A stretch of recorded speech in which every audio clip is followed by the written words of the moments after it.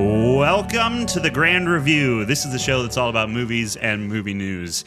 I'm your host, just in case y'all need a pilot, Garrett Ray. And joining me, he's not here to help you. He's here to shoot you down. It's Andy Delia. Thank you, Garrett. That was awesome. Oh my goodness! So we are going to be talking about a movie today, and then we'll get into Oscar nominations and a little bit of news. So we got a full show. Yep. But if this is your first time joining us, we just want to say thank you for listening and welcome, and you're welcome for taking our time out of the day to do this. Yeah. I'm kidding. Please don't stop listening. I'm so sorry. And make sure to leave your comments at all of our outlets. Yeah, at Grand Review Pod on Facebook and Instagram. You can let us know if you think that whatever movie we're reviewing for that week is it good, bad, great, or terrible. That's our rating scale. And if you've never joined us before, basically here's how it works. Right up front, we're going to do a spoiler-free review. So if you don't care about the news and you don't want spoilers, that's this first section. Then we'll tell you when we get into spoilers. Then we'll jump into news and Oscar stuff and all that junk at the end. Yep. So that's basically how it works.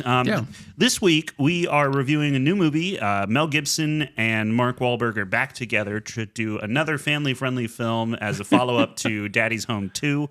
Trying to capture that magic, but without Will Ferrell, it's just not the same.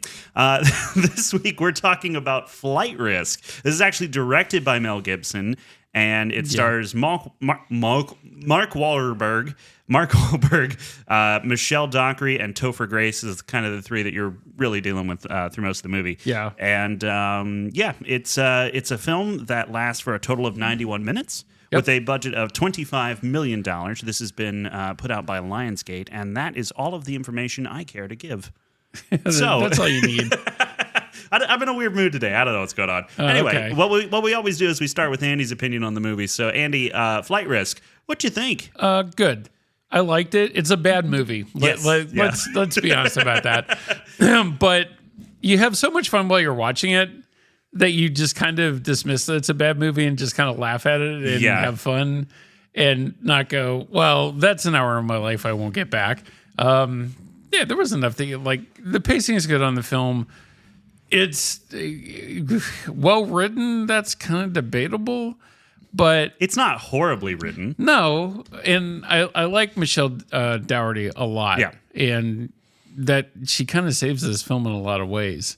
Interesting. Or I thought so. That's interesting. I like her, and I like other movies that I've seen her in too.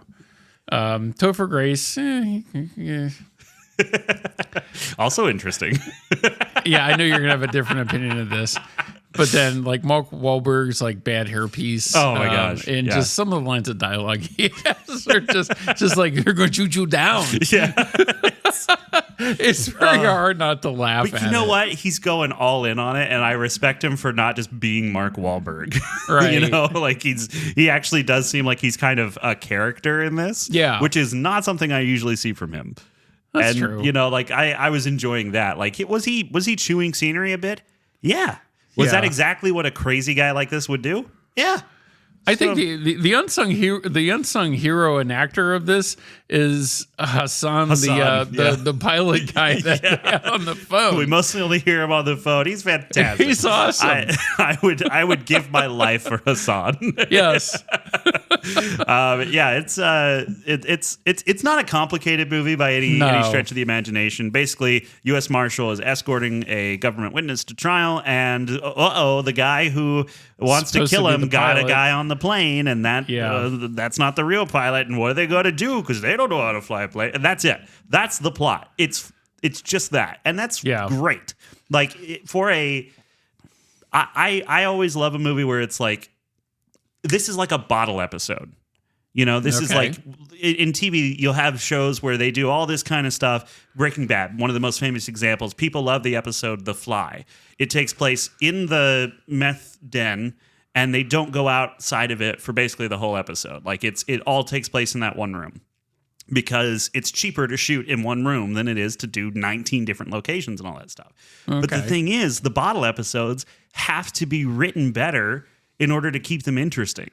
So what often happens is the bottle episodes are kind of the best stuff that the writers ever do on a show. And this feels like a bottle episode done by not Steven Sorkin, or Aaron Sorkin or whatever, but it was done by let's see, who was Jared Rosenberg wrote this. There's no hyperlink to his name on but meanwhile it's on the poster, and when I looked at it today, I was like, is that name supposed to mean something to me? Apparently it's the guy who wrote Flight Risk. How do you not know him? Mel Gibson means more to me than a lot for an anti-Semite to make this film. Well, I mean, Rosenberg is a Jewish name, isn't it? I know. So why is he working with him? I don't know, but it seems they've smoothed those things over. That's good. It's amazing what alcohol can cure. Sepsis, actually, if you get in there early enough. But yeah, so this movie was full of moments where I was just rolling my eyes. Yeah.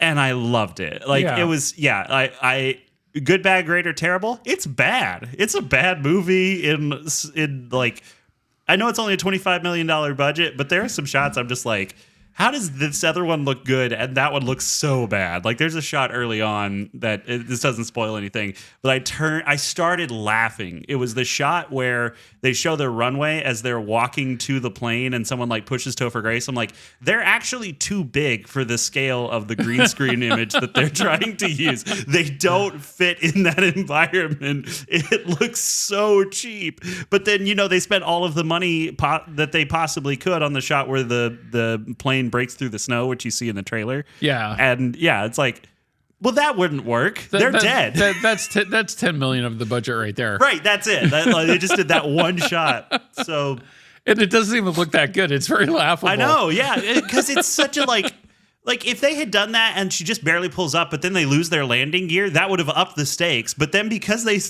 burst through this whole snowbank, literally the entire plane is covered by snow in between these two peaks. Well, now I know no one's going to die. They're invincible. They have plot armor. The whole landing sequence, too. We'll save that for spoilers. That's... Oh, goodness. But yeah, it's, look, I wouldn't point anyone to this to go, here's how you make a movie. But if someone wanted to go, how can I make a dumb, fun movie stuck in a tiny cargo plane? And go, the Flight Risk is the way to look at it. Yeah, it is fun. And I honestly think like a good amount of the cinematography and stuff does look really nice. Yeah, like for what they had, it's a good looking movie. Well, especially for the most part. Yeah, especially for Lionsgate. And this is probably on track to be like the #1 movie this weekend too.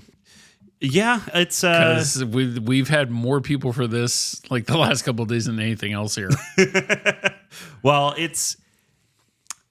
it's not doing great at the box office. No, like 950,000 for the weekend is what they're projecting, somewhere around there. Most of it from Grand Avenue.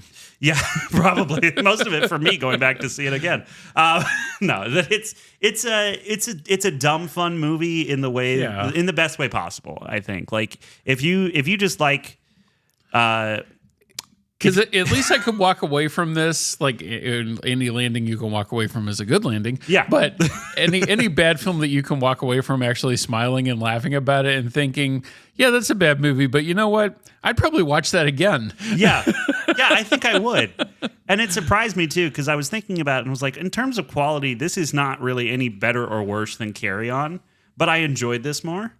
And I think part of that is due to the fact that it was on a big screen. Well, I think even for me, that mattered. But this is not saying much, but this was a little bit more believable than Carry On. Yes, it was. Yeah, and you heard us talk about the snowbank. So yeah, it's silly, dumb fun, and I think if you're in the mood for that kind of thing, then it's fine. A good popcorn It's fine for film. a popcorn flick. You'll have a good time. I don't think you're going to walk away going, oh my gosh, because for every dumb moment where you're like, I don't believe you, there's another dumb moment where you're like, they really went there. All right. At least it's better than like the last couple of Fast and Furious movies, and it's like half as long. Yes. And I didn't have to hear anyone talk about how they lived with the power of family. Oh my gosh. That being said, if you're at all squeamish around the subject of, let's call it unwelcomed affectations in a prison setting, you may not be comfortable in this movie because there's a lot of talk about that. And one of the three main characters is very much trying to... perform those affectations upon people who are unwilling participants. Think of the Tool song "Prison Sex." I don't want to. That sounds bad. No, that was the nicest way I could put it. Yeah. It was uncomfortable in some parts because of that, but other than that, but like it's supposed to be. You're supposed to be like, okay, this is a really, really, really bad dude who's absolutely out of his mind. Oh yeah. So it works in that way, but yeah, there was just more talk about touching nipples than I thought there was. And a bad skull cap too. Yeah, the bad skull. Okay, I once said that nothing is scarier than Willem Dafoe smiling, but I think we might have a close contender with kind of balding Mark Wahlberg. Oh yeah, I don't know why, but it's a terrifying. Even though I saw it in the trailer, when his head piece flew off, I was like, "You disgust me." I hate this. I think it would just fit the character though, is like the level of depravity that he had as well. So it makes sense. Yeah. It does. It's just funny when like that toupee comes off and he's standing there on the plane and like everybody's Topher Grace has like his hair in his hand. He's like, just what do I do with this? So that being said, Topher Grace didn't really bother me. I enjoyed him in this because it seemed to work for the type of character they were going for. So, yeah, because they were looking for a whiny informant, and he pretty much fits that bill. Yeah. And you know, like I said, there's just enough of him in Heretic for him to not be annoying. And in this, if Topher Grace annoys you, he will annoy you in this. Yeah. But he doesn't really annoy me, so because I'm kind of that same. There were kind of a couple of moments where I was like, okay. Yeah, Hannah did say, she goes, it was like 3 different times we had to listen to him go, "Thank you." She was like, I started counting. It's like, it's not his fault. That's what the script. Or maybe not. Maybe that was just him doing character work. If so, I don't know if it counts as character work. There's acting school for that you should have graduated from. Probably. But yeah, it's an interesting movie in the sense that it's just dumb fun to pick apart. I mean, there's no plot twist or there's no really like. They try to pull some. They try to, but it's very predictable. Yeah. But it's still fun to watch. Yeah. Yeah. Because even though you're used to there going, oh yeah, it's not this person, it's this person, then sure enough, you know, you're right. But it's like I said, it's just dumb fun. Yeah. Yeah. I think if you're in the mood for dumb fun, this is it. This is it. And I would say see the dumb fun on the big screen. And this is better than some of the bad January films that come out too. This is a little bit better than, probably better than Better Man, which neither of us ever saw, but didn't need to either. Thank the Lord we were spared from that monkey. Yeah, Paramount, thank you so much for not making me play that. Yes, thank you so much for buying that for $25 million to distribute in the U.S. and to have it as not a tax realizing write-off. that no one knows who he is in the U.S. who Robin Williams is, and nobody cares either. Nope. Which is what It's funny that more people probably went to see The Last Showgirl here than went to see that over at Cinemark. Crazy. Like, Last Showgirl was a really weird anomaly at this place. Like, during the weekend, it didn't do anything. During the week, like, every old person came out of the woodwork to see that film. Really? Yeah. All like the Baywatch lover crowd, I guess? No, like, older. Older? Yeah. Oh, perverts. Yeah. No. No, it was funny. Kidding, it was funny watching like a line of old men like follow into the lobby and one for Last Showgirl.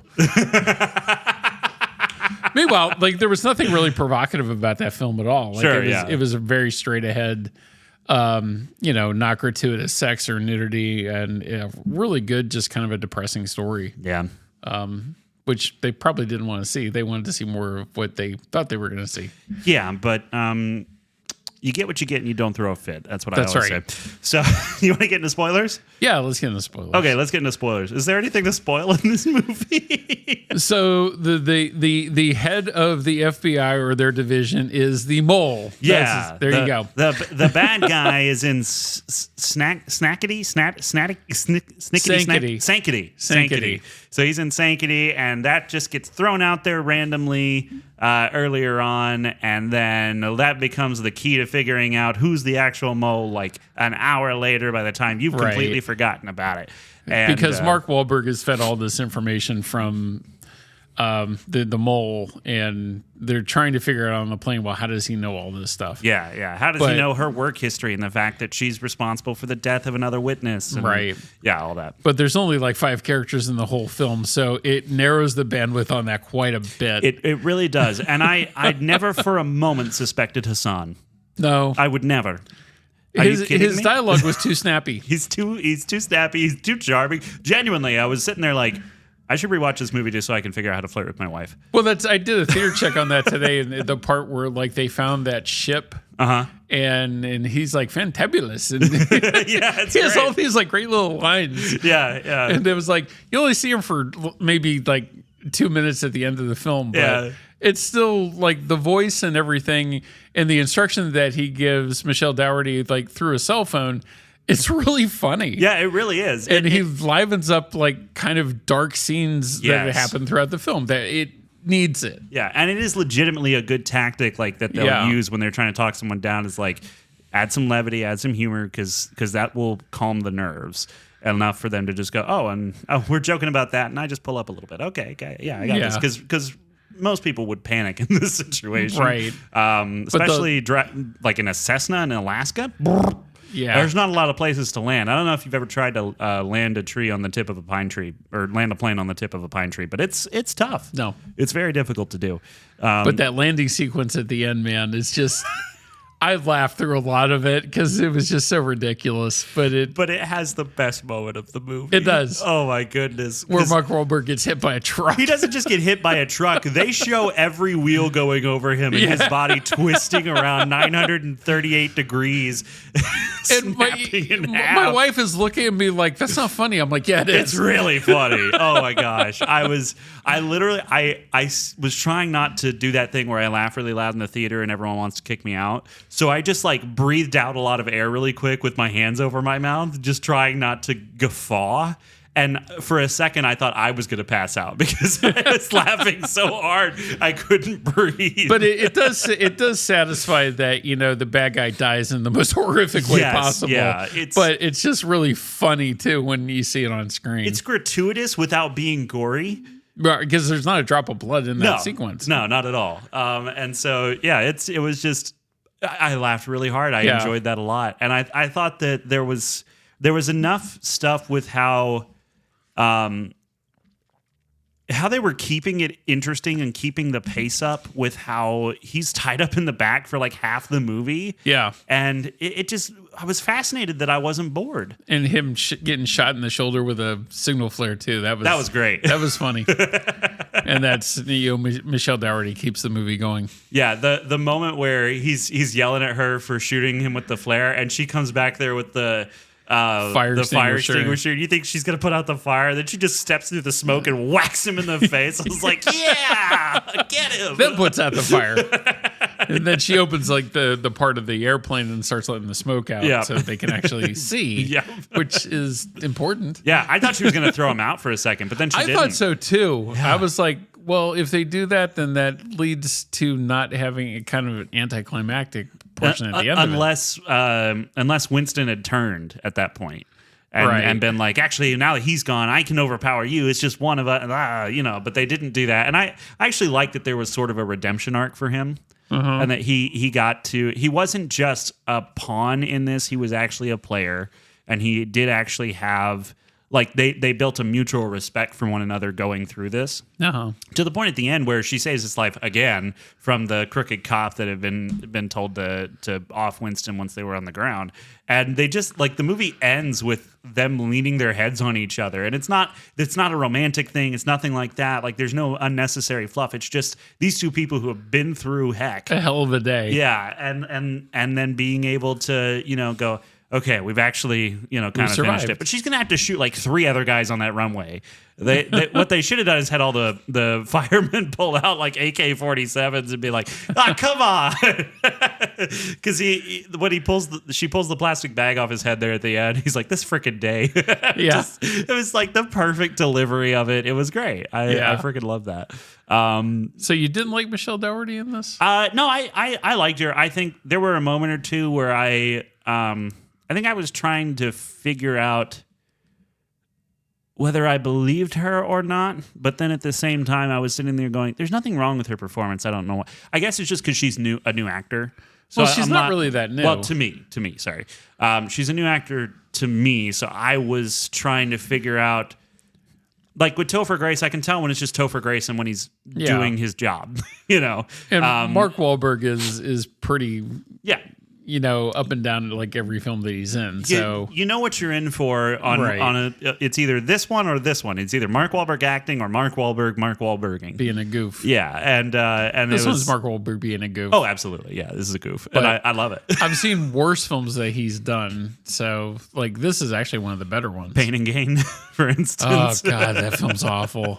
Or any of the Transformer films that he was in. Yeah, those were bad. And I was mad twice at as long as what we saw last night. I know. They were so freaking long. So, yeah, credits start at like an hour and 24 minutes. So you are in and out of the theater like before you can finish your popcorn. It doesn't overstay its welcome. It doesn't even like bother to give you like a full wrap up with like, and his mom's okay and all this stuff. They were just like, all right, that dirty cop's dead. She hung up the phone. Go home, everybody. And then you got to see Hassan and doing the happy dance on the runway. Yep. God bless you, Hassan. That's seriously like that. Every time like that voice you heard it on screen, it was like, oh, good. Now we're gonna get some levity. We're gonna have some levity, some fun. It's gonna be a nice time. Yeah, and especially he's like, oh, speaking of dancing, I'm not a half bad dancer. Yeah. I really like that. What is it? He called it the fat dancer at first. The boat. Yeah, they're flying over this boat, and he's like, "Can you see a name on it?" And it's like, "Fat dancer." I don't know. He stole my glasses. He broke them. I can't read. Yeah. It was just there was a bunch of little stuff like that is genuinely as much as like. Yeah, you're not going to get the mystery out of this that you get out of Heretic or, you know, something of that like. Right. It's not nearly as suspenseful. Yeah. And not really as like brain taxing as any of those other films either. But it does have enough moments where there's like little character things that that are written into it that gives you like, at least I know why I should care. Now, your mileage may vary on whether or not you connect with that particular actor or whatever. You know, like I don't feel like Michelle Dockery carried the movie, but I don't think she hampered it in any way. I was more interested in Mark Wahlberg's performance. Like that was where I was, because he was just saying stuff, and I'm just like, how do you say that without giggling? Like it's such a ridiculous thing. Like, I had a dream you were back here twisting my nipples. Was that you, Twig, or is that just in my head? It's like, how did you get that line out? Well, that's not him. That's I can see. Yeah, never mind. Because I would break up laughing every time I tried to say that in a serious voice. But yeah, it's got character stuff that I think is well written stuff and it is fun. This apparently was on the blacklist for the most liked unproduced screenplays in Hollywood in 2020. And then not until 2023 did Mel Gibson get signed on to direct. So, well, this was supposed to come out last October. Yeah, and it got pushed. They filmed it. Let's see, because July of 2023 was when they filmed. Yeah, and then it was supposed to come out October of 2024. Yeah, and then for a minute there, October almost was getting overloaded. Lionsgate decided to pull back to like the dead month of January, and then things started getting shuffled around with last fall's like release schedule, and then there was nothing. Yeah. And then we were like, well, I kind of wish The Flight Risk had actually come out now. Yeah. But you know, we got it in January, so it's a good January movie, it is. You know? And I think that I also just love knowing that, because it's here on Wikipedia, which is always true. Apparently Wahlberg partially shaved his head each day instead of wearing a bald cap, which I just love. Yeah, I just want to... So he just looks bad as the bald guy. Yeah. That's even funnier. I love the commitment, but please wear a toupee if you ever go really bald. Good grief. Open another hamburger stand, please. Oh, goodness. Yeah, this, though, has been absolutely bashed by critics. Yeah, I saw Joe Blow this morning, and I was like, so do I feel guilty for liking this movie? No. I mean, look, it's a guilty pleasure movie more than anything. I hate that term. But I really do. Oh, you don't feel guilty for certain pleasures? No. Never? Never. Probably talk to Jesus about that. There are things we should probably not do that we enjoy. I'm not telling you in my personal life. I'm just guilty pleasure to me just seems like a stupid term. All right. Well, what would you call it when you like something that you know is bad? That I like it, regardless. Okay. So just a preference for garbage. Yes. Cool. So Drew comes by naturally. No, I'm kidding. No, I'm kidding. I know I like a lot of, Jessica, my wife, the one that we stumbled onto that I love this film from the 80s and she absolutely hates it is Repo Man. Repo Man. Okay. Yeah, I thought you were going to bring up the Killer Tomatoes again. No. Repo Man I really like because it's an 80s like exploitation film and it's really goofy and off the wall. But it's very like interesting to me, and I'm drawn into that film as soon as it starts. Yeah. And she was like, "I can't wait for this thing to be over." She's like, "You watch me make me watch the dumbest crap," and I was like, "Yeah, but I like this movie." And I think it was that rebellious teenager of me with the punk soundtrack when I was in like my mid-teens, and the whole other things why I like that film. Yeah, sure. Yeah. I mean, like, I like plenty of stuff that people are like, this is terrible, but it's just what I enjoy it because I had UHF. Some people hate UHF. They're wrong. Yeah. There's a lot of people that hate UHF. They're so wrong. I am not one of them. I like that movie as much as you do. Yeah. It's so good. Especially because for me, like clean comedy that works makes me so happy because it's like, I can enjoy this without any guilt, I can't enjoy Deadpool without feeling bad. I just can't. Oh, okay. But like I can with UHF, and so that's one of the reasons I love it. But anyway, this has been 21% on Rotten Tomatoes. Metacritic is 4.4 out of 10. And Clint Worthington of RogerEbert.com. Well, they're really riding that scooter, aren't they? He's not even there anymore, but they still use his name. He gave it 1.5 out of 4 stars and said Flight Risk, with its bonkers casting, Mark Wahlberg is a crazy balding charter pilot assassin, and ridiculous poster tagline, "Y'all need a pilot?" occasionally teases out the kind of sleazy fun action movie enthusiasts might reclaim in a few years' time. But as it sits in this passenger's estimation, Flight Risk is a supremely bumpy ride that doesn't quite justify its logline. Yeah, but those people are pretentious and overblown too. Yeah, and like I like some pretentious films, probably not the ones most like from this last year. Dune was not my cup of tea, but I appreciate the piece of art that it is. Yeah. I'd be more likely to go watch Flight Risk because it was fun, and there's so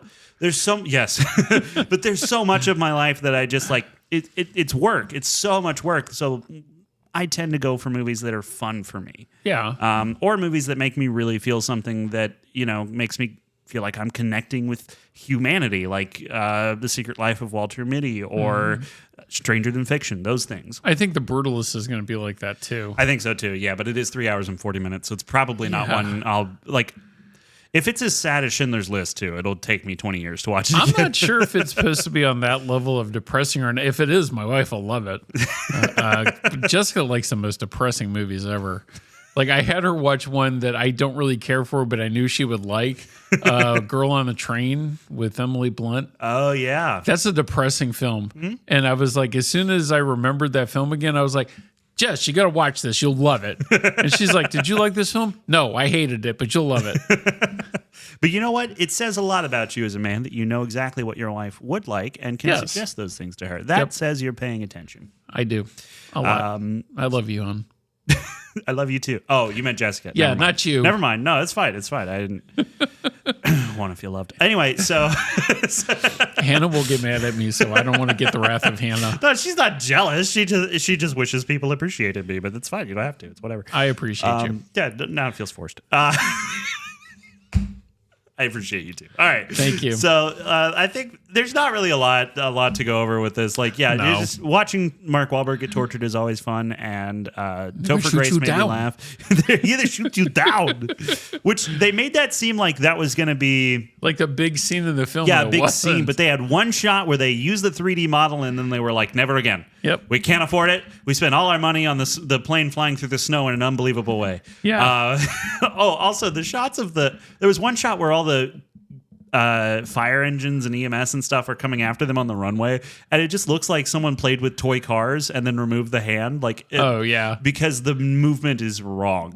It's so wrong. It reminds me, I think one of the worst shots, and it still sticks in my brain to this day in movie history, is Jaws: The Revenge. Mm-hmm. The part with the shark in the water and they're filming it. It looks like they took one of those souvenir rubber sharks, threw it in the puddle of water, and said, "Film now." I know exactly what shot you're talking about. Because he's there, and like the shark's mouth is, and it's just like this through the water, and I was like, "That is the dumbest, worst." Yeah, that's worse by a country mile. This one just looked like it was animated with the physics of like a Paw Patrol action scene. Yeah, where and it probably they're was. like, they move too quick and they don't have any weight to them. But anyway, I was waiting for rubble to get out of one of the cars. Oh goodness, but yeah, it's an all right movie. It's bad, but it's bad, but it's enjoyable, bad fun. Yeah, bad movie, good fun. There you go. Don't watch it with your kids. Lots of cursing, lots of F-bombs, and lots of allusions to, like I said, unrequited love being forced upon one man from another. A little bit of like it's got a couple of stabbing sequences too. And yeah, but kids, they see that all the time. They saw that that doesn't in bother Deadpool. them. Yeah, they see it at Walmart. It's just happening. God knows what they saw in Terrifier. Oh, if you took your kids to Terrifier, I hope your kids get taken from you. And I'm not kidding. You want to get into Oscar nominations, or should we do? Did you get to watch the Internet Movie of the Week? What was our Internet Movie of the week? Wallace and Gromit. No, I didn't get to either. All right, we'll do it next week. I completely forgot. I did too. Well, an honorable mention for that. It's not really an Internet Movie of the Week. I did watch a film on Hulu this week called Real Pain. Wait, I'm sorry. Did you say there was an Internet Movie of the Week? Sort of. Well, it's not really. It was released in theaters. But is it out on internet now? It's on streaming, yes. That's what I'm hearing. Yeah, it's on streaming. Go ahead, yeah. Okay, movie called Real Pain. Yeah, Real Pain. Kieran Culkin is actually nominated for an Academy Award for this. It was written and directed by Jesse Eisenberg, who's also in the film. It's a great little movie about two cousins that take a trip to Poland to visit Holocaust sites, and it was a dying wish of their grandmother. And Culkin's character is rather annoying and kind of hard to deal with. And Jesse Eisenberg trying to deal with, like, he's the straight man and dealing with his crazy cousin this entire trip. So would you say this is exactly the same movie as Due Date, starring Robert Downey Jr. and Zach Galifianakis? A lot better than Due Date. I like Due Date. I do too, but and once again, the last time Todd Phillips will be given any substantial amount of money for doing a movie. This was a little bit more. It's shorter than Due Date. Like, it's only an hour and a half. Oh, really? But very good character development, very good dialogue, and just a really enjoyable film. I liked it a lot. Yeah, it's a tale of. You say they're cousins? Yes. Yeah. This seems right up my alley. I do want to see. Yeah. Where did you saw it in a theater though? Right? No. I just saw it on Hulu. I wanted to see it's out it on in the Hulu. theater. Right. All right. Yeah. I've got to check this out. Yeah. All right. It's really good. Cool. That leads us to the news. And by news, I mean the Oscar nominations, which your wife told me last night you have memorized. No, Jessica over exaggerates a little bit sometimes. I was reading the list off my phone, and she just looked at me like, "And why should I care?" I have to sort of kind of agree with her. Like, this is movie news, so it's worth talking about. But I also think that most award shows are just a bunch of people sitting in a room, passing around money, going, "Hey, I can get this one this year, right? We'll get you next year. All right, cool. Here's $10 million in a dinosaur skull I stole from Nick Cage." So, but I was just surprised that the stuff that got nominated is compared to stuff that didn't. Yeah, so what are the Best Picture nominees? I guess if you've got all these pulled up, we can just talk about the most interesting ones. Because, no one... Yeah, nobody cares about screenplay and some of the other stuff. I do as a writer, but yeah, also no one does. Animated feature was another one that I was kind of interested in because Flo's on that, which we talked about last week. Inside Out, the one that we want to see, Memoir of a Snail. That's on there. Right. Yeah. And the Wallace and Gromit that we were supposed to watch this week that both of us screwed up. Well, that one obviously in my head already wins. It's Wallace and Gromit. Right. And the return of the chicken who's actually a penguin. So. But then the last submission in that category, it's going to be tough to beat, is Wild Robot. Yeah. I don't think it deserves for Best Picture or Best Animated Film? Best Animated Film. Yeah. No, I don't think so. But animation, maybe. It looks gorgeous. Well, that's what it's for, is animated feature film. But that's the thing is, if there was a separate category for looks, I think it wins hands down. But as far as if you put everything together that makes a movie good, I don't think it's the best. The one that I think that'll win out of that is Flo. It won Golden Globe. I need to see that. And just the stuff that I've seen from it, it looks really good. Yeah. Well, I mean, it's it'll be interesting. I just, if Wallace and Gromit doesn't win, I just know I have to fly to the moon and eat some cheese to calm down. That's all I'm saying. Good Wallace and Gromit reference. Thank you very much. I love those. So Best Picture. Anora, The Brutalist, A Complete Unknown, Conclave, Dune Part 2, Emilia Perez, I'm Still Here, Nickel Boys, The Substance, and Wicked. Substance was interesting to see that get mixed in. Yeah, that surprises me. And it got 7 nominations total. Goodness gracious. It got quite a bit. For a body horror film. Yeah. Right. That's crazy.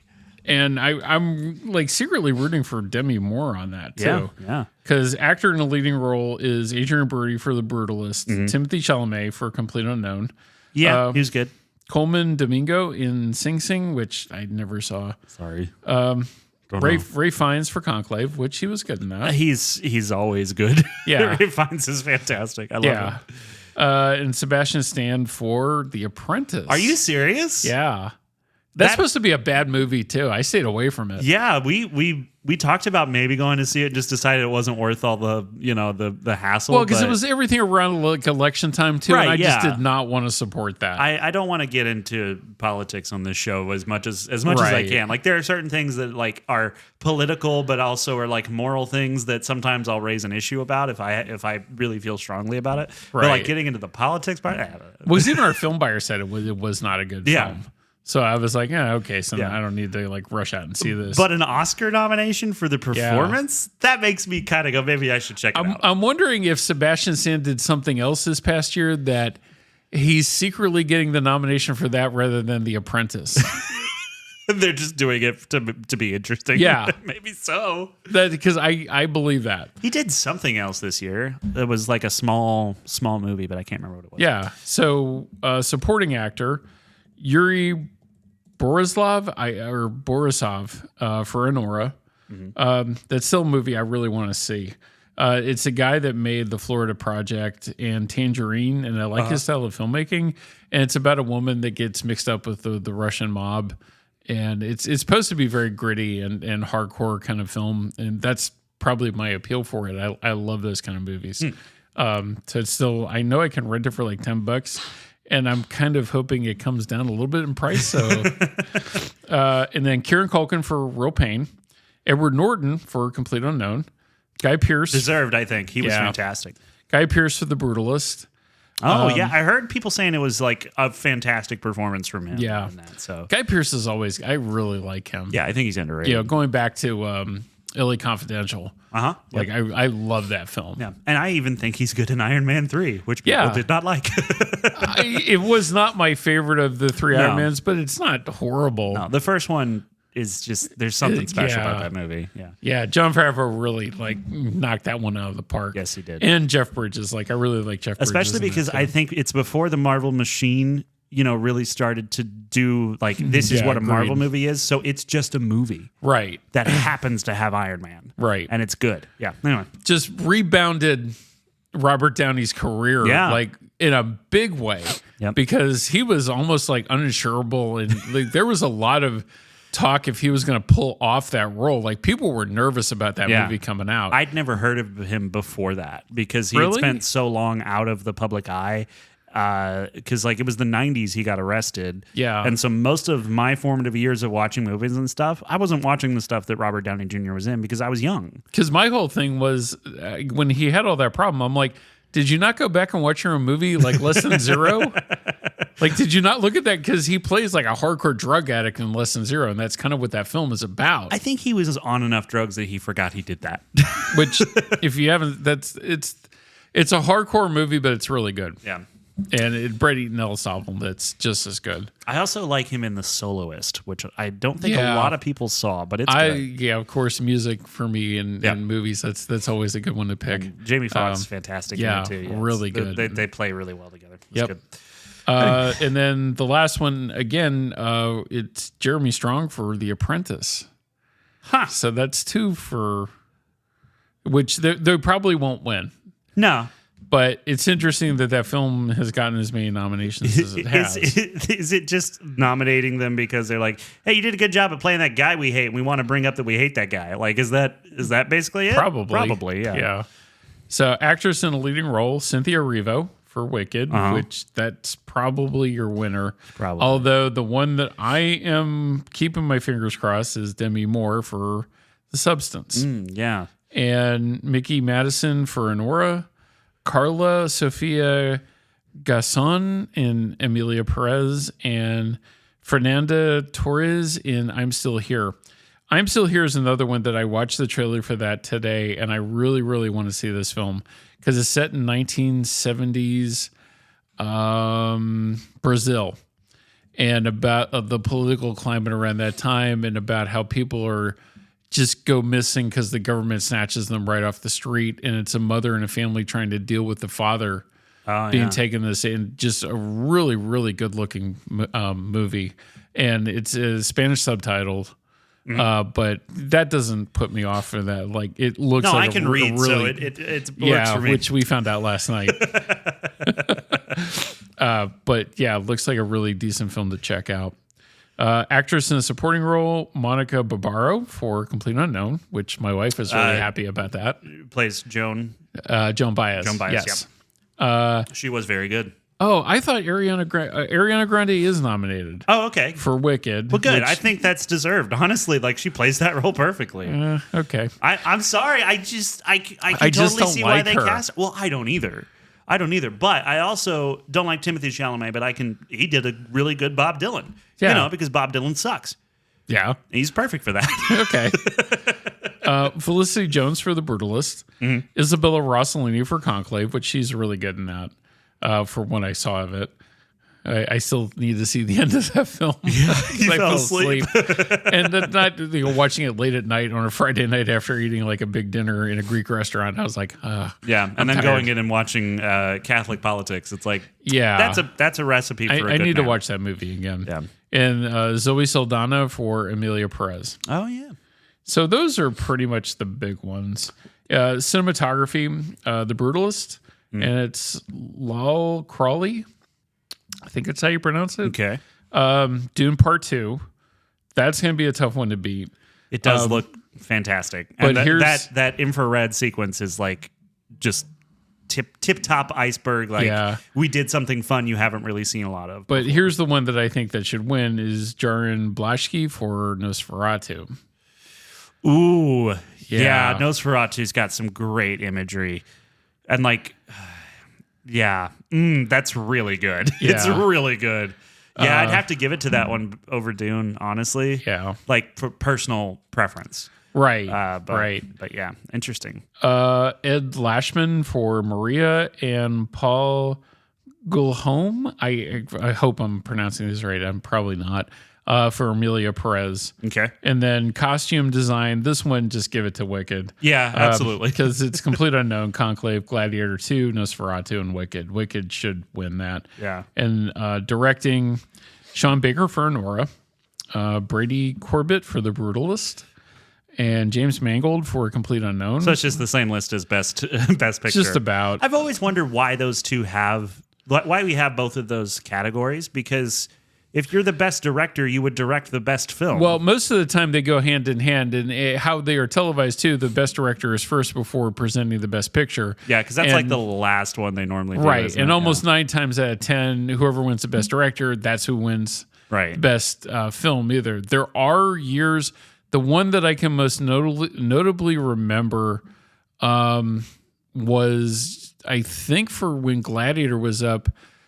Ridley Scott won for director, but then Traffic won for best picture. Really? Yeah. Interesting. There are years that they don't go hand in hand. Very rarely, but it does happen. So is it basically just there for when they're like, oh, no, it's a toss-up. Give one to this guy and one to that guy. It's fine. Like, well, Ridley Scott directed, deserved that. And Traffic that year, although Steven Soderbergh, we got his movie this week that nobody wants to see. Yep, no one came to see Presence. Presence, yeah, we haven't had a single person for it yet. Are you serious? Yeah. Not even one? Nope. Oh my goodness, none. Oof. But we need to get new movies in here, and that came out this week, so that's what we booked. Yeah. I still want to see it. I think it's an interesting premise. But it's really short. It's an hour and 25 minutes. Yeah. Okay. But it's a haunted house story told from the perspective of the ghost. Yeah. So that's kind of neat. Spooky. But Soderbergh just really annoyed me. Like, he was part of the video on demand movement a couple of years ago and saying that theaters were not essential to the movie going experience. And I was kind of like, screw you. Yeah. I get being tricked into it because now you can have a 78-inch TV in your living room, and it's pretty not big, the same. but it's not the same. It's not the same. I'm saying I get why stupid people would say that. Right. But like it's just not the same as like the surround sound, sound you're system. Not gonna, seriously, like going to see an IMAX movie, you're not going to get that big of a screen in your house. Yeah, and legitimately, like I said this to Hannah last night. I don't think I would have enjoyed Flight Risk as much on my TV at home. Probably not. I would have thought, why am I watching this? Yeah. But when you're sitting there and you're immersed in it, as like in the way you can in a movie theater, it's just not the same. It's so much better. And like I was thinking about the difference between Carry On, which I was like, whatever, and Flight Risk, which I was like, this is dumb. Which is actually, they're both on the same caliber of film, to be honest. Absolutely. Yeah. and it just was like, I think the difference is I was sitting in an environment where like I wasn't tempted to play with my phone. I was munching on food from the kitchen, which was good. I was enjoying my Dr. Pepper. I was going and, just watching Mark Wahlberg get shot. It was great. I love that. Yeah, with a flare gun. That was awesome. I do want to bring up just two more categories, just because they're ones that I'm very screenwriting. No, actually, not the screenwriting. So best visual effects and best sound. Okay. And so we don't always talk about sound on this. Like it's more when there's something that really sticks out. We do when it's relevant. Yeah. So best sound, it's A Complete Unknown, Dune Part 2, Amelia Perez, Wicked, and The Wild Robot. Ooh. And that's a tough one because like Wicked, obviously sounds a very important part of a musical. And it sounds fantastic. It really does. But Wild Robot was essential with the sequences that have the absence of sound. Yes. Yeah. They've got some really, really creative stuff that really kind of gets you in the moment. But then at the same time, Dune has this incredible effect when it comes to the sound, like the thumping on the sand and everything. Like all of that feels so otherworldly but familiar at the same time. And that's such a hard balance to hit. And like, but then also for me too, A Complete Unknown for that, the concert sequences and like the band sounds and all that kind of stuff that came. It's just weird that when we saw it here, like it wasn't even available for me in 7.1. It was just 5.1. Yeah. It's kind of strange. And maybe it's because if there was two more speakers that I had to hear Bob Dylan out of, they knew I would have blown my own head off. But it's hard to, like, concert sequences in films is hard to get right. So there's a case to be made for all those, in my opinion. Yeah, it's a total toss-up. I have no idea which one. Wicked would probably win in if I had to guess. Yeah, like my heart says I would give it to Dune personally, just because of like that was one of the things that I was sitting there watching it and I was like, this looks incredible, but it also sounds incredible. Yeah. But which again would not have that same experience at home. There's no way. Right. Especially because I don't even have like a sound bar. We're just using the TV speakers, which on my TV are surprisingly good, unless you're watching HBO Max and then you have to put in headphones and turn them all the way up. But that's anybody's television. So best visual effects: Better Man, Dune Part 2. Kingdom of the Planet of the Apes, which you said looked terrible. Yeah. Wicked. And Alien Romulus. Oh, It's got to be Alien Romulus. I mean, come on. Like, they look so good. I mean, there are some visual effects for Wicked, but the one that I think is most complicated out of all that is Alien Romulus. Yeah, but it's also the most controversial one for this particular category because of the resurrecting of Ian Holmes' face and them not doing it in a way that, even the director, Fede Alvarez, was not happy with. Yeah, we talked about that last week.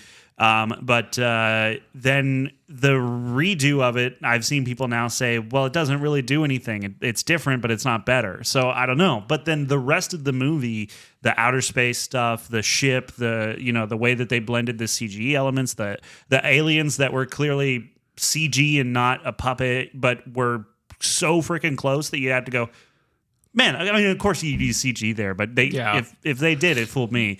like it's so good. It just has that one thing that stood out because it wasn't perfect. Right. But everything else being so good that was annoying kind of says they did a really freaking good job. And there's just this one little thing. And, like for best visual effects, Better Man, the monkey looks good, but he doesn't look great. I don't think he's better than Kingdom of the Planet of the Apes. And two, I think they just did that just to kind of get people to go see the movie. Maybe so. I mean, but who did Paramount have to pay off to get them to nominate it? And then Wicked looks fantastic. It does, but I don't think it looks as good as Alien Romulus in most places. And I think we're kind of jaded just because we like the sci-fi stuff and how it looks on screen more than the Wizard of Oz. And weirdly enough, as odd as this is to say, a world full of munchkins and bright green things is more fantastical and kind of hard to feel grounded than a world where aliens live on space stations that are named after two guys who were fed off of a wolf's teat. So, it is a weird like comparison to make. So I understand why Wicked doesn't feel, it's more fantastical, right? But yeah, just Alien Romulus hands down for me. Sorry. Ooh, this is interesting. For music original song, the Journey's in there from the Netflix movie that I really liked that we talked about last week, the 6888. Oh, yeah. Really interesting. Okay. Cool. Good for them. Yeah. Best animated feature, Wallace and Gromit: Vengeance Most Foul. All right. Let's get into news, Andy. All right. Let's do the news. So what comes into your mind when I say the words Horizon Chapter 2? Never to be seen? But maybe it is. Uh-oh. The saga continues, perhaps. Perhaps, maybe. Well, I could say something much worse than this, but how I will put it PG-wise is, who did Kevin Costner bribe? Yeah. It's a good question. This is coming from MovieWeb. Apparently, The Hollywood Reporter said that Horizon, an American Saga, Chapter 2, terrible name, will finally be seen on U.S. soil at the Santa Barbara International Film Festival on February 7th. So it will be shown at a film festival, but that being said, there's not really there's no word on a full theatrical release yet. Probably because it's not going to happen, but it will be released at the film festival, which means we could potentially see that on a video on demand or it'd probably release. Just be on Max. Probably, yeah. Which means I'm going to have to turn my TV all the way up. I know Horizon right now, I think, is on Netflix. But it started on Max. Yeah. Because that's Warner Brothers. It owns that pretty much. Time Warner. Yeah, that's right. Mm-hmm. So I would think that would be the first place, part 2. And sadly, I hate to say this, but when it pops up, I will probably watch it. Oh, absolutely. I'm going to watch it, and I look forward to being just as baffled as I was the first time. Yeah. But there's apparently, I want this book. There's a behind-the-scenes book called The Great Horizon, Photographing Kevin Costner's American Saga. Ooh. And this is a quote from in the book. He said, "The making of Horizon, an American Saga, has been the most challenging journey I've ever undertaken. Their dream was passionately fought for and achieved only by some, and even then, only through the blood, sweat, and tears of many. Tracking those dreams towards the West resulted in the nightmare of the peoples who had lived there and thrived for centuries. This was a story I needed to tell." So, but tell a story that made sense. Now that would have helped. But yeah, there's a chance we might at least see a part 2. Part 3 and 4, probably not. But yeah, we tried. So we've talked a little bit on this show before about the Michael Jackson biopic that's supposed to be coming out. Yeah, Michael coming out in April. Well, but maybe not.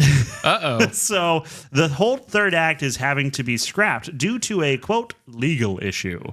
Oh. Which sounds to me like, now you were a little too honest. Hold on now. We're going to sue you unless you sugarcoat this. So they went into the Alien versus Predator realm.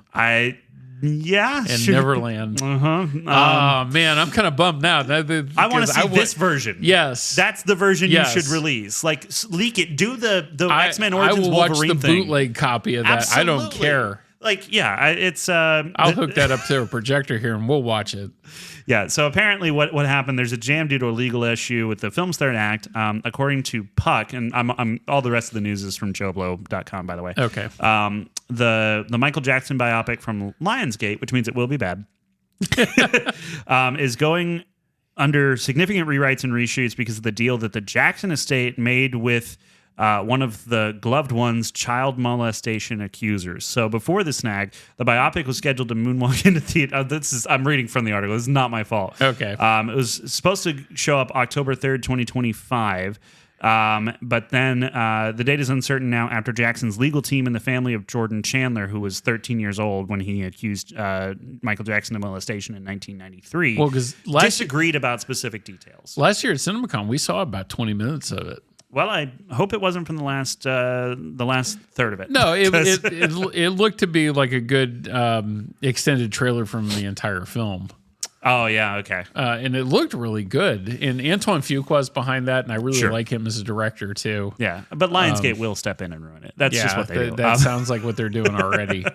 And if they're just going to make this a puff piece, I don't know that I'm that interested to see it. Yeah, but okay, so here's the thing, is it might not actually be Lionsgate's fault this time because the Chandler family has a deal that stipulates they cannot be featured in any movies focusing on Jackson's life. So the third act portion of Fuqua's Michael focuses significantly on the 1993 legal battle. And the phrase "let the past be the past" comes to mind as the Chandlers wish to keep their ordeal out of the Jackson, or their ordeal with Jackson out of the Hollywood spotlight, is what they're saying. So basically, it's not necessarily the studio; it's the family who doesn't want to be involved in this because there was a $20 million settlement. They're like, just leave us alone, leave us out of it. Because Lionsgate can't afford a lawsuit over their film. Let's be honest about that. They've got to continue paying Eli Roth off for not coming out and saying what he wanted to do with Borderlands. Which is nothing. Oh yeah. But yeah, it's an interesting problem to have. I understand on one hand the respect for the family and what they went through, right? And then on the other hand, though, it's like, but that is the truth. If we're talking about the truth, and that needs to be discussed, like that's part of it. So yeah, I don't know what they do with the third act now, but.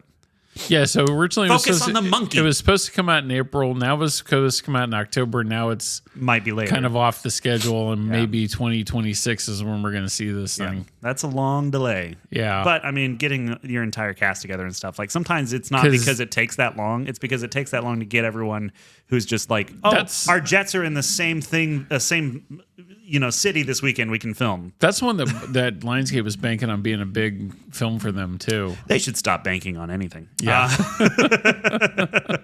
So Caitlin Dever, who some people will know from Last Man Standing, she was the youngest daughter on that, and then she's going to be in the upcoming what's it called? Last of Us Part 2 adaptation. It's going to be on HBO Max. Yeah. And then she was in that Booksmart movie with Olivia Wilde directed it. I can't remember. Yeah, it was like the teenage girl version of Hangover. It's actually not a bad movie. It was funny. Yeah, so that she was one of the leads in that. Yes. And then so she was the skinny girl. Yes, and then she's going to be in Godzilla, the Godzilla Cross Kong sequel. So she's been taking on she's done a lot of roles that are very much like, this is like, I want to prove myself as an actress. That's most of what she's been doing over the last 5 or 6 years now. But this seems like she was just like, and now I'm famous, give me money. Great, I'll do that, and then I'll go back to doing a real job later. Oh, goodness. Community theater awaits. We all end up back there someday. Yeah, just like Jonas that works here. No, he's going to do great. So Robert Eggers, we love the Eggman. We do. Not Jim Carrey, but Robert. Robert Eggers. So Robert Eggers is going to be directing a werewolf movie called Werewolf, WERWULF. It's set for a Christmas 2026 release. So he's going to be taking on another classic thing. So he's going from Nosferatu to werewolf, which I'm excited for this. Yeah, I like this idea a lot. I love werewolf stuff. It's so fun, and I want to see more of it. Although he has, like we talked about this off mic earlier, that he's lined up to do a Labyrinth sequel.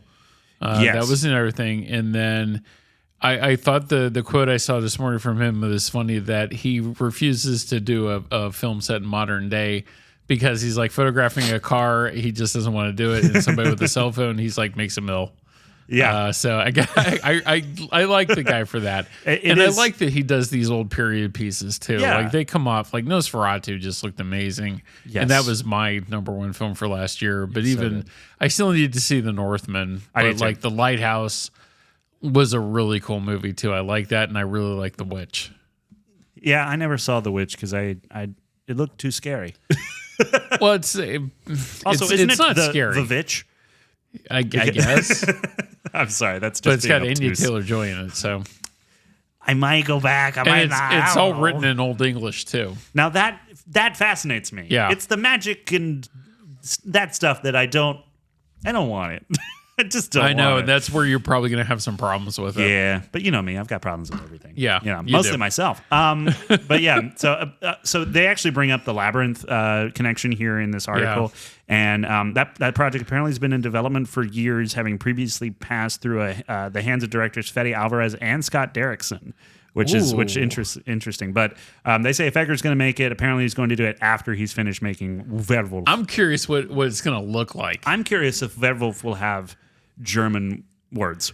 If he'll just go like, hey, actually, you know what? This one's in Romanian. The last one should have been, and it wasn't. I'm doing it as a joke now. Or it's going to be like Rob Zombie's Werewolf Women of the SS. You know what I would love? If it's just, he just hires the guy who plays Hassan and is like, everything's in Punjabi, do not change a thing from what you would say natively. Just do that. And everyone's just like, is this in Indian? Like, he's like, it's Punjabi. Be respectful. Yeah. But it's true to Punjabi, and I will not have any sort of words about it. That would be fantastic. Actually, you know what? Werewolf in India?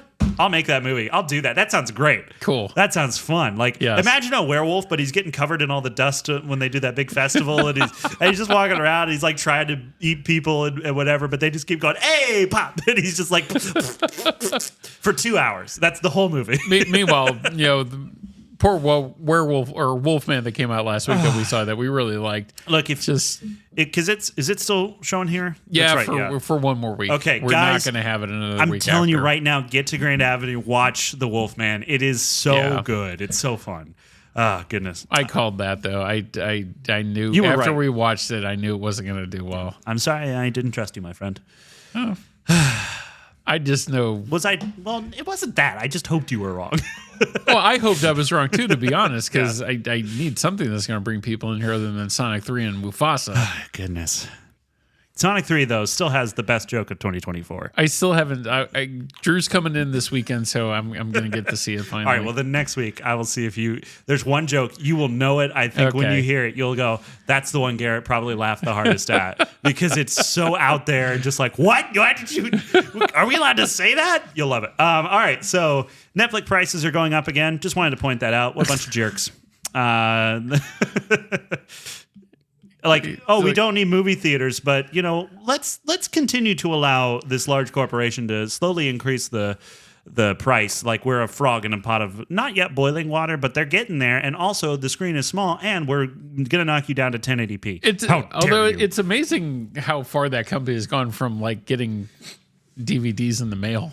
Yeah. Because I was one of the people that signed on for that initially because I thought it was a great concept. Yeah, we used to do it too. Now I'm like, you greedy mothers. Yeah, they suck. You know what? They wouldn't need as much money and could turn a profit if they would stop making so bad much movies. crap. Yeah. Just make 3 good things and I will pay you for the whole year. Because they don't care about the budgets for... And now they're like, hey, make sure you have the characters announce what they're doing so people can watch while they're on their phone. No. Punish the weak. And honestly, don't let them know what's happening. When they get something good like the 688, look to theatrical distribution. Yeah. It can only help. They just... That's idiots. A film I really would have liked to... I said this last week about it. It's a film I would have liked to have seen in a theater. But you know what? History says that most people wouldn't have because Red Tails crashed and burned. See, I really liked Red Tails. Hidden Figures, I think, did okay. No, Hidden Figures did really well. Oh, it did really well. Yeah. Okay, cool.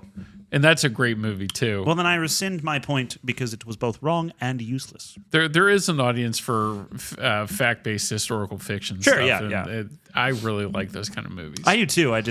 I just think that it flies under the radar a lot. You know, when you've got 2 Jim Carreys out in the theater at the same time. Well, we got 2 De Niro's to look forward to in March. Now that's going to be a good time. We got some interesting films coming up in March. I think so. Mickey 17. Yep.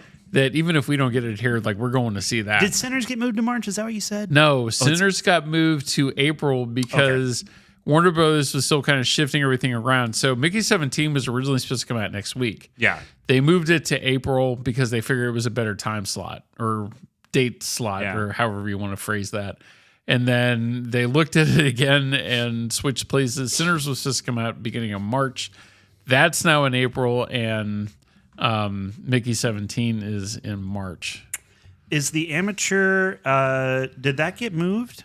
Oh, it's April 11th still. Yeah, then that's April. Okay, cool. I'm looking forward to that too. There is a new trailer that just dropped for that. Oh, good. Yeah, I'm excited about that movie. Yeah. I like Rami Malek. I think so do I, it'll be even though you don't like Bohemian Rhapsody. But hey, look, it's not my fault they edited like a hyperactive 3-year-old on Adderall jumping on a trampoline with the same guys deciding the fall schedule for Disney. You should try to seek out like the original Amateur. Yeah, see if that's available somewhere. Yeah, I'll see if I can find that this week. It's a good movie. Yeah. Like it's a movie that can be updated and still make sense. That's what they call a timeless classic. If yes. You will. Yeah. The Toxic Avenger. Yeah. We've talked about this a little bit before. I read about that this morning. It's actually getting a theatrical release. Yeah, which I really want to see. And not just a theatrical release, unrated theatrical release. I still want to play it here, but I know there's no way we're going to play it. Yeah, probably not. But yeah, it's apparently. Did you see a date on when that's coming? I don't think I see one here in the article. I just know that they're moving ahead with the theatrical distribution, especially with the original stuff that I had read. This saying it's just unplayable for theaters, which makes me want to see it even more. You're probably going to be horrified if we go watch this thing somewhere. I just hope it has a plot. You know? Well, the original one did. Good. That'll help. You know, like it's not like the Texas Chainsaw Massacre. No, but it does have a plot, but it's also Troma Pictures, like the ultimate in bad movies. Yeah. Well, I mean, look, if I get to see Frodo dressed up as what looks to me to be Danny DeVito's version of the Penguin, that's a good time. And then Peter Dinklage is the main character in that, which I still can't picture either, but what's more toxic than someone who has to compensate? I haven't seen many pictures or anything from the product. The only one I keep seeing is the one of Elijah Wood. Yeah, that's it, and that's enough to make me want to see it. I just want to see because I'm curious how they would update that story and actually give it a budget. Because Troma Pictures sunk no money into any of their films, Toxic Avenger included. And Toxic Avenger was the second film that they had released. The first one was Class of Nukem High, which that's a good bad movie too. It's a horrible film, but it's really funny.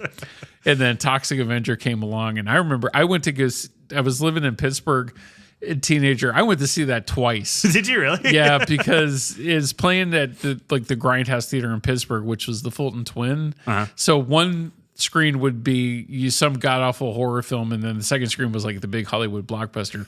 I went every week to see the god awful horror film, and I've seen some stuff that I really should not have seen as a teenager. It seems to me that now you're like, yeah, I love these movies that are we're so inappropriate, so bad. Like I love these things, and I'm just like, You Clockwork Orange yourself into this. Like it's your own fault. Oh yeah, you did this to yourself. It is. I take full responsibility for that. And I think that's why Drew's love of bad films is coming back as karma. Yeah, probably. Yeah. I love you to death, but you earned it. I mean, yeah, I did. So Ryan Gosling is apparently in talks to star in Sean Levy's Star Wars movie. Yeah. Sure. Why not? You know, why not? I like Ryan Gosling. I like Sean Levy's work. And once again, keep Kathleen Kennedy away from it. As long as she's got her hands in a different cookie jar, you know, that's fine. And not in a galaxy far, far away. Yes. Goodness. Put her in a galaxy far, far away. Do you know of the story of Edgar Allan Poe's The Mask of Red Death? Yeah, originally it's there was a Vincent Price version of that in the 60s. Oh, was that there? I've seen. Yeah. Okay. How was that? I really like. My mom and I watched all those films when I was a kid. That and The Pit and the Pendulum, and there was another one I think too. But Mask of Red Death, yeah, it always kind of disturbed me as a kid, just because it's not an easy tale to begin with. Yeah, well, it's how do you feel about a new adaptation? Depending on who does it, I'm okay. Okay. So if not it's Lionsgate. If it's a not Lionsgate, what if it's an A24 and Picture Start kind of thing? I would be interested in that. The A24 really does take some risks when it comes to their filmmaking and what they pick. All right. What about if it's directed by Charlie Pullinger, who did Sauna and A Place to Stay? I've not heard of either of those. I haven't heard of either of those either. So it could be bad, could be great. Just knowing that A24 is attached to it's enough for me. Now, what if it's a darkly comedic take? That's going to be tough to sell. Tough, sure. But could it work, do you think? Maybe. Okay. Well, great. I'll take a maybe, because Sydney Sweeney's going to knock it out of the park when she stars in that. She's in this? Yeah. Forget it. I was trying so hard to get you on board. I just checked out. Nope, I'm done.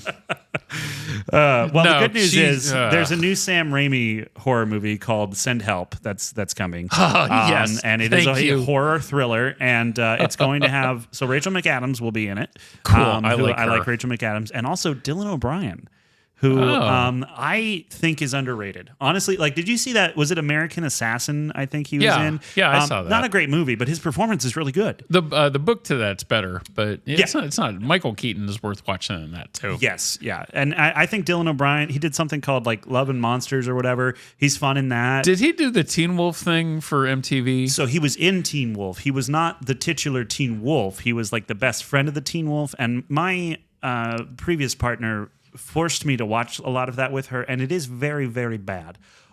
But I never got forced to watch that. I just know that the name was associated with that. Yeah, he's fun in it. He's a good kind of comedic actor, comedic relief sort of person. But he also, I think, to me, has proven himself as a serious action star. And if you need proof, Rachel McAdams can do suspense. Oh yeah, she did a Wes Craven film called Red Eye with Cillian Murphy. That's right. It's a really good film too. Yeah. That one was good. Yeah, I can't believe I've actually seen a movie that you talked about. Seriously, that's a first. It's been a while, but write this down. Today's date. So yeah, and I like her all. I kind of wish she was used a little bit more. She got older and people stopped calling her. That could have happened. I don't know. But Sam Raimi worked with her on Doctor Strange 2, Multiverse of Madness, and this movie, Send Help, is it's said to be sort of Misery meets Castaway in tone, so that's interesting. And that's still the description that's being given, and that was I think this has been in the works since 2007 was when they first started talking about doing this. So I hope it kind of looks like Drag Me to Hell.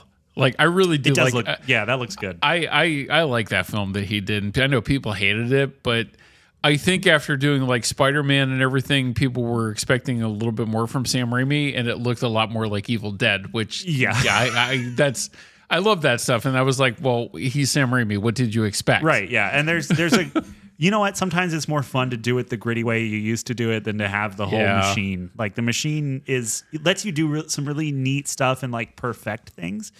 But sometimes the imperfection is just fun. And I still wish he would do another Darkman film with Liam Neeson too. Well, how about instead a movie called Absolution, where Liam Neeson can't decide if he has a Chicago accent or not? Oh, we passed on that. Yeah, so did everyone else. Rob tried to book that here, and I was like, nope. No, stop it. Bad, Rob. I was like, you're giving me another Liam Neeson action film? No. And it's not even an action movie, really. They tried to sell it as that, but it's not. Oh, did you see it? I saw a review of it, and they showed a bunch of clips from the movie, and I was like, yeah, that's enough for me. Okay. I don't need to watch this. I like Liam Neeson a lot. I want to see the Irish film he did last year. I can't remember the name of it now. I have no idea what you're talking about, sir. It was a kind of an art house run. Is it a 2024 movie? Yeah. Let's see. It must have been called. All I see is Absolution. Absolution. No, in the land of saints and sinners? Yes, that's it. Yeah. That's the one. I want to see that. Or what about Absolution? No. After the last couple of films, Blacklist or something like that I saw that was horrible. Yeah, and he did Nonstop, which was kind of that's just okay. Hokey, That's flight risk before flight risk. Yes, yeah. And then I know Unknown was one that I was like, this is starting to wear old, and that was before Nonstop. Unknown was okay. It's got Felicity Jones in it that I like. Yes, yeah. But then Run All Night with Ed Harris, that's a horrible film. Is it really? Yeah, Walk Among the Tombstones, that's a horrible film. You know, was Walk Among the Tombstones, that's not the one Mel Gibson's involved with, is it? No. No, he did another one that was like, it was a similar name to that starred Mel Gibson a couple years ago. I can't remember what it was. No, there was Edge of Darkness. That's what it was. Yeah, that's a bad movie too. That's what I heard. Yeah. I played that in the theater I ran in Orange, Texas. Yeah. My condolences that you had to sit through that entire experience. Back when it was still film and you had to watch them. You're right, yeah. Now you just scrub through and go, nothing glitched. Yeah, no, I just put like subtitles on stuff when I'm not supposed to. Well, you know what movie should be released on film? But I think when they finally do this, they should just do a special screening here with an actual film projector, since you know how to set it up. I want to see Liam Neeson in G-Force 2. More than anything in my life, I just want to see him play a little kid Liam. I'm waiting. We probably within the next couple of months should see a trailer for Naked Gun. And I'm kind of expecting to see something. CinemaCon comes up at the end of March, beginning of April, and that I'm going to again this year. Thank you, Grand Avenue owners, for letting me go. Yes. That's probably going to be something I'm going to see something for at that convention. Don't spoil anything for me. No. If you do, just tell me if it was unbearable or not. It's just going to be interesting because, like, the Leslie Nielsen one is all three of them. I like all three. I of do them. too. Yeah. The Zucker brothers really were good at doing those stupid, funny movies. Yes, they were, and they were much more better than people ever gave them credit for. Yeah, like Airplane. And I Kentucky still Fried find Movie. new stuff every time I go through them. Yeah. And it's just going to be weird to see another take on it without any of those guys involved. My biggest hope is that they make it look like it was shot when the other ones were shot. Don't make it too clean. Like, if it's clean, it's not going to be funny. You know, I think it needs to have that just like low budget, gritty film stock, look to it, because it just feels right for that sort of movie. And that's because that's what we've seen. And I remember when the first one came out, like Paramount just kind of pushed that movie out there. They didn't know what that film was going to do. Yeah, well, because it was a failed television series. Yeah, the Police Files. Right. Mm-hmm. Yeah. So Police Squad. It was called Police Squad. Yeah. From the Files of Police Squad. That's the Naked Gun from the Files of Police Squad. Yeah. Right. So Weird Al is on the plane. Anyway. Right. And that's what I was saying. The new one put Weird Al in it again. Absolutely. Oh, man. If they don't bring Weird Al back, I will go re-edit the movie myself. I hope he's in Vegas. I want to see him. Yeah, that would be cool. We get to see him next July. Yes, we do. Well, this July. Oh, this July. Yeah, that's right. We're not even in that year anymore. We're in this year now. Time flies. It really does. And we also must fly. I believe that's it for our show today. Yep. So I guess just a quick reminder, everyone, let us know on social media at Grand Review Pod. Good, bad, great, or terrible. What do you think of Flight Risk? And if you're listening on Spotify, there's this cool feature where there's actually a poll that already has those answers in there, and you can just click and select which one. Cool. And then next week I'll pull some of the polls that we've done in the past, and we'll see what our audience said about some things, or if they said anything. Anything at all. If we have an audience. I mean, to be fair, normally it's just us talking too much. You know what I'm saying? To Drew. To Drew. No, that's not. My most of my staff here actually listens to this. Oh, do they really? Yeah. Well, thank you everyone for listening. Yeah, we appreciate you. Yeah, appreciate seriously. If this is your first time joining us and you made it all the way through, God bless you. You and Hassan. Bless you both. Just make sure you let us know what you thought about everything. Yeah. Check out our socials, and we'll see you next week, which means there's only one thing left to say, Andy, and that is, we'll see you at the movies. We'll see you later, everybody. Bye. Bye, y'all.